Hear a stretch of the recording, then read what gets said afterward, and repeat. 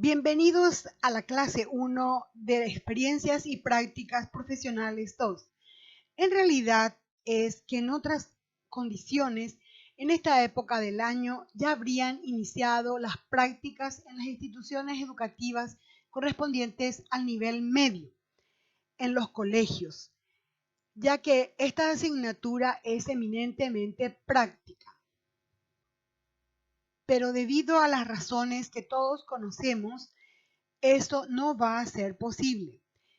En esta situación se ha decidido desde la Facultad de Filosofía adentrarnos en un nuevo contenido, que es un contenido complementario a la práctica docente, que también es parte de nuestros contenidos de formación en las experiencias y prácticas profesionales 2, que es la educación virtual. Esta es conocida por diversos nombres: educación virtual, e-learning, educación a distancia, aprendizaje virtual, teleformación, etc. Contextualizando un poco nuestro momento actual, podemos partir de lo afirmado por un pensador en estos días. Dios convierte las crisis en oportunidades, las pruebas en enseñanzas y los problemas en bendiciones. Tomemos pues esta circunstancia que estamos viviendo como una oportunidad. ¿Oportunidad para qué? Para abrir la mente a nuevas experiencias, a nuevos conocimientos y a nuevos aprendizajes, de manera de poder así aplicarlos a nuestra práctica profesional docente.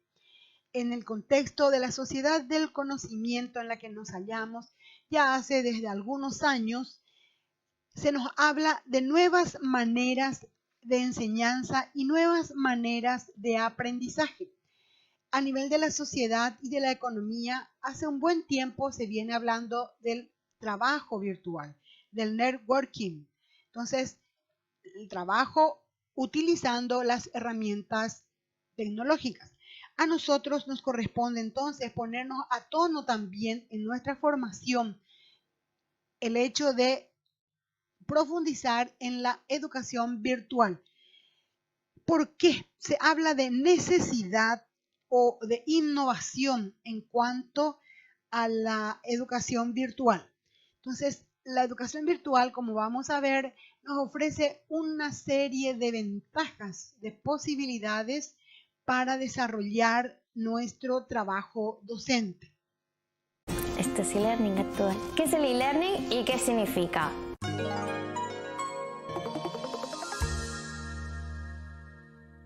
Para todos aquellos que empezáis en el sector o ya lleváis años en él, ¿cuántas veces no habéis tenido que explicar qué es el e-learning? Tarea complicada, ¿verdad? Empezamos con este artículo, ya que es la base de todo el conocimiento que se va a ir generando en vuestra comunidad. El e-learning es el término abreviado en inglés de Electronic Learning. Su significado es un proceso de enseñanza y aprendizaje de forma online a través de Internet y la tecnología. Podemos conocer e-learning como enseñanza virtual, formación online, teleformación, formación a distancia, pero hay que saber que todos estos términos no son sinónimos, por lo tanto hay que saber diferenciarlos.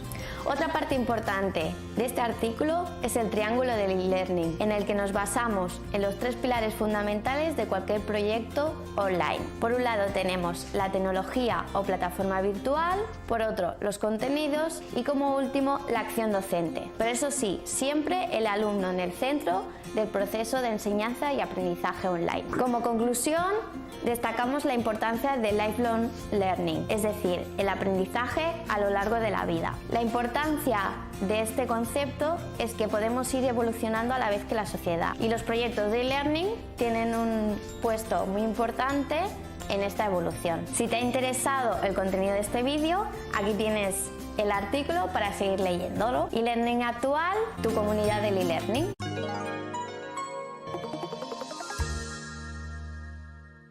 Comenta, comparte y síguenos en nuestras redes sociales. Vale. Pasamos a continuación a profundizar un poco más en el concepto del e-learning. El e-learning puede ser entendido como educación online, educación virtual o enseñanza telemática, aunque en sentido literal se refiere al aprendizaje electrónico. es decir, mediado por la tecnología digital.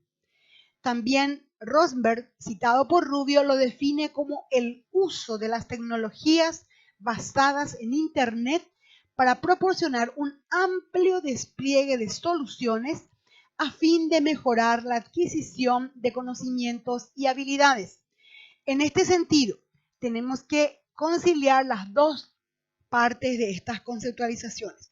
Por un lado, la cantidad de soluciones, de recursos, de herramientas que nos otorga Internet, y por otro lado, la finalidad de mejorar la adquisición de conocimientos y habilidades. Otro concepto nos habla de que es una modalidad de enseñanza en la que el proceso de enseñanza-aprendizaje se realiza de forma mediada a través de las redes de comunicación. Su finalidad es alcanzar los objetivos de aprendizaje a través de contenidos y actividades mediadas por la computadora. Nos referimos ahora a la educación a distancia. Esta es la modalidad de enseñanza que tiene desarrollo total o parcial en un ambiente virtual. ¿Esto cómo es posible? Es posible gracias a las tecnologías educativas que permiten el intercambio de conocimiento aunque el profesor y el estudiante no estén en un mismo entorno físico, no están en una misma sala de clase, no están frente a frente. El profesor y el estudiante pueden elegir varios formatos interactivos para producir su material, ya que la hipertextualidad de los formatos electrónicos nos permite producir videos, fotografías, grabaciones, animaciones, foros, etc. El profesor entonces ya no necesita centrarse en largas clases expositivas, y ya puede variar los temas de acuerdo con el formato que considere más adecuado. La aplicación correcta y total del aprendizaje online debe cumplir 3 criterios: que se produzca en la red, que el receptor reciba la información a través de herramientas tecnológicas y que rompa los paradigmas de la educación tradicional con una visión innovadora. Veamos a continuación la evolución de la educación a distancia. En sus inicios, en la primera generación, allá por los años 60, la educación a distancia estaba más ligado a lo que era la educación por correspondencia. Había una diversidad de ofertas educativas a través de los cursos por correspondencia. Cortes y confección, electricidad, plomería, una variedad de cursos se ofrecía a través del correo. O sea, el intercambio entre profesores y estudiantes o centros que ofrecían la formación era a través de correspondencia. ¿Qué recibía el alumno o el estudiante? Recibía folletos, materiales, manuales, etc. Hasta finalmente también recibían su certificación.